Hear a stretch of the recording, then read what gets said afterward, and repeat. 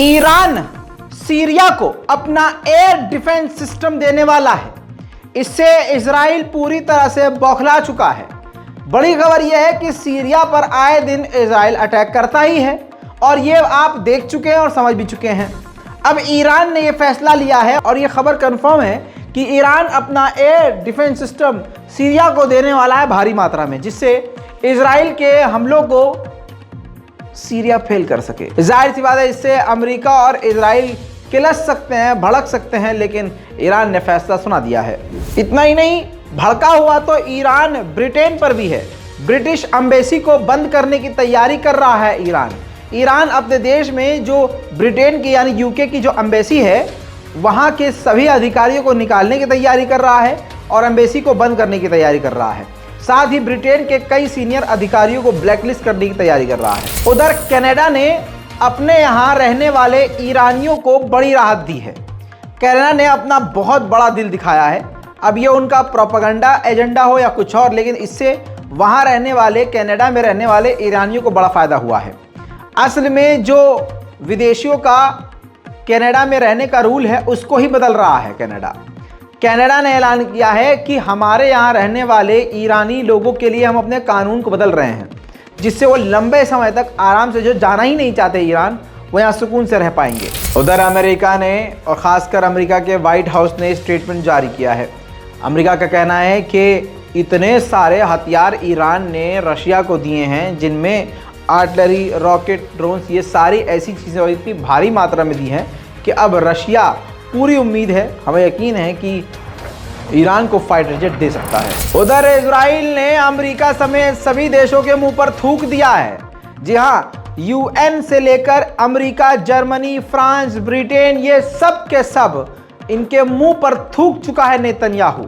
एक अकेले नेतन्याहू ने सबके मुंह पर थूकते हुए फिर से ऐलान कर दिया है, यानी ऐसा कोई सगा नहीं जिसे अमेरिका इजराइल ने ठगा नहीं। ये कहावत एक बार फिर से सही साबित हुई है। इजराइल के नेतन्याहू ने आलोचना होने पर कि भाई ये जो 10,000 लोगों को बसाने का सेटलमेंट का काम शुरू किया है और ऐलान किया है आपने, इसकी आलोचना की गई थी, तो इस पर उसने रोक दिया था और कहा था कि ठीक है, हम ये काम नहीं करेंगे। फिलिस्तीन से भी ये बात कही, अमेरिका से भी ये बात कही थी कि ठीक है, हम ये काम कुछ दिन के लिए पोस्टपोन कर रहे हैं। लेकिन नेतन्याहू ने फिर से ऐलान कर दिया। नेतन्याहू ने कह दिया है कि 7,000 नए सेटलमेंट हम शुरू करने जा रहे हैं, यानी फिलिस्तीन के इलाके में 7,000 यहूदियों को बसाएगा और 7,000 से ज़्यादा परिवारों को, फिलिस्तीनियों को वहाँ से उजाड़ेगा। वहीं अमेरिका के दूसरी तरफ लॉ मेकर इजराइल पहुँच गए हैं और ईरान को लेकर, ईरान के साथ जो टकराव की स्थिति बन रही है उस मुद्दे पर बात करने पहुँचे हैं। मेरा मानना यह है कि ईरान के खिलाफ ज़बरदस्त हमले की तैयारी हो रही है और कुछ बड़ा प्लान किया जा रहा है। उधर ब्रिटेन ने इजराइल के नेतन्याहू की सरकार के साथ काम करने वाले आतंकी बेंजीवीर को तगड़ा झटका दिया है। बेंजीवीर के बारे में आपको बता चुका हूं, ये वो आतंकवादी है, ये वो कट्टरवादी है जो मुसलमानों को, अरबियों को सीधा मारने की बात कहता है, सीधा मार दो। जी हां, कई बार ये विवादित बयान दे चुका है। अब नेतन्याहू की सरकार ने इसे सुरक्षा मंत्री, रक्षा मंत्री बना दिया है। समझ रहे हैं आप? तो इसके पास जब पावर आई है तो इजराइल की सरकार, ये नई वाली, फिलिस्तीनियों पर जुल्म की सारी हदें अब पार कर रही है। ऐसे में ब्रिटेन के विदेश मंत्रालय की तरफ से कहा गया है कि हमारा कोई इरादा नहीं है कि हम इस बेंजीवीर के साथ कोई भी काम करें। उधर फिलिस्तीन में रेड के दौरान 12 लोगों का कत्लेआम कर चुका है इजराइल, और आज फिर से बड़ी खबर निकल के आई है कि देर रात नेबुलस के इलाके में रेड के दौरान इस नौजवान को फिर से इजराइल ने कत्ल कर दिया। भारत को एक तगड़ा झटका चीन ने दिया है। चीन ने कुछ दिन पहले जो बात बताई थी, जो हमने आपके सामने बात रखी थी, वो कुछ ही दिन में सही साबित हो गई है। मोदी जी की तरह लंबी लंबी फेंका नहीं जाता ना चाइना के द्वारा। वो जो चाइना कहता है वो कर देता है, और वो इतना शातिरा काम वो पहले से कर रहा होता है, ऐलान बाद में करता है। चाइना ने ऐलान किया था कि हमारी जो ट्रेन की पटरियां हैं, हम उसका जाल बिछा रहे हैं चीन से नेपाल तक। सोचिए, अब आपको बता दूं, नेपाल और चाइना के बीच ट्रेन चलना शुरू हो चुकी है और अभी मालगाड़ी चल रही है, और इसके बाद काफ़ी जल्द चीन की तरफ से कहा गया है कि यात्री ट्रेन भी, पैसेंजर ट्रेन भी शुरू हो जाएगी। ये भारत के लिए एक बड़ा झटका है, क्योंकि अरुणाचल प्रदेश से लेकर हमारे बॉर्डर के सभी इलाकों के बेहद करीब से चीन अपनी ट्रेनों को गुजारेगा, जो भारत के लिए अच्छी बात नहीं है। भाई साहब, चाइना का इतना प्रकोप नेपाल पर है कि CIA, अमेरिका के CIA के चीफ पहुंचने वाले थे नेपाल अपने दूसरे मुद्दों पर बात करने के लिए, लेकिन नेपाल की सरकार ने अमेरिका के मुंह पर थूक दिया, ये कहते हुए कि आपका यहां आना अभी सही समय नहीं है, अभी आप ना आए ये ज़्यादा बेहतर है।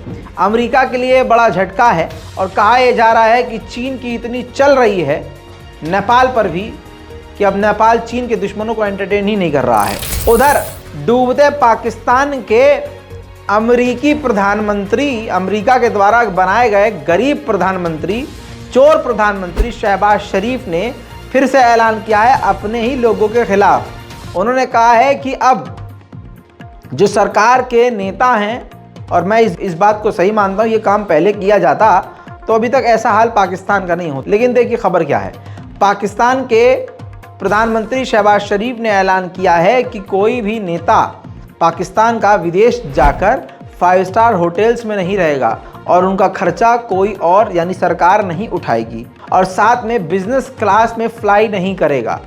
नॉर्मल जहां आम आदमी जैसे जाता है वैसे ही नॉर्मल क्लास में वो जाएगा जैसे आम आदमी। ज़्यादा खर्चा खुर्चू करना नहीं है भैया। पूरी कटौती कर रही है पाकिस्तान की सरकार और आगे और इसी तरह के कटौतियाँ की जाएंगी। दोस्तों, सिंधु केसरी पनडुब्बी भारत की महाशक्तिशाली पनडुब्बी है और ये पहली बार इंडोनेशिया पहुंच चुकी है। ये हथियारों से लैस है और अभी भारत ने कोई इसका मकसद नहीं बताया है कि ये क्यों गई। दोस्तों, खतरनाक हथियारों से लैस सिंधु केसरी ने साउथ चाइना सी पूरी तरह से पार कर लिया। कहा यह जा रहा है कि ये चीन को सीधा जवाब है कि भारत चीन के खिलाफ पूरी तरह से तैयार है। दोस्तों, उधर भारत का बड़ा फायदा हो सकता है। जर्मनी के चांसलर भारत आने की फिराक में हैं। कहा जा रहा है 5.2 बिलियन डॉलर की दोनों देशों के बीच में, जर्मनी और भारत के बीच में डील हो सकती है, जिसमें जर्मनी और भारत मिलकर पनडुब्बियां बनाएंगे। उधर किम जोंग उन की सरकार ने, नॉर्थ कोरिया ने फिर से ऐलान किया है कि हमने 4 बैलिस्टिक मिसाइलों का फिर से सफल परीक्षण किया है। उधर चीन ने बताया कि हमने अमेरिका से डिटेल्स मांगी उस बलून की जो उसने मार कर गिराया, कि हम भी थोड़ा जांच कर ले भाई ऐसा क्या मिला। तो अमेरिका ने साफ मना कर दिया कोई भी डिटेल लेने से।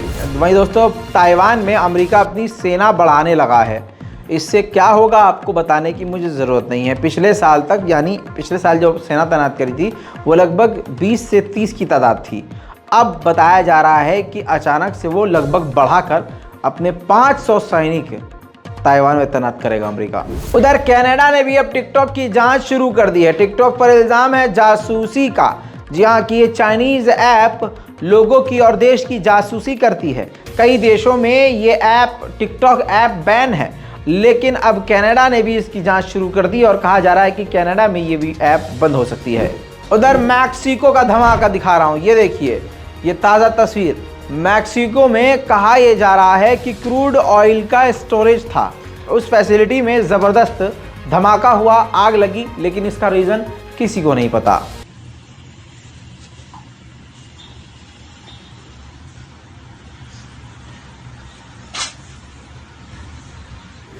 अच्छा, रूल तगड़े तो भाई साहब जापान के हैं। जापान के ही एक दूसरी जगह से फ्लाइट उड़ती है और जहां उसको लैंड करना होता है वहां वो 10 मिनट लेट हो जाती है पहुंचने में। अब पायलट उतरने की परमिशन मांगता है तो जो एयरपोर्ट अथॉरिटी है वो उसको उतरने की इजाज़त नहीं देती। वापस 10 मिनट लेट होने की वजह से उस जापान के जहाज़ को वापस जहां से उसने उड़ान भरी थी वहां जाना पड़ता है। दोस्तों, ये खबर सोशल मीडिया पर तेज़ी चल रही है और जापान की आलोचना हो रही है। पूरी दुनिया की ये सबसे बड़ी बड़ी खबरें, मिडिल ईस्ट और इंटरनेशनल मिलाकर आपके सामने 10 से 11 मिनट में सारी खबरें आपको बता दी हैं। कैसी लगी आपको खबरें, कैसा लगा हमारा शो, नीचे कमेंट कीजिए, चैनल को सब्सक्राइब कीजिए। जय हिंद।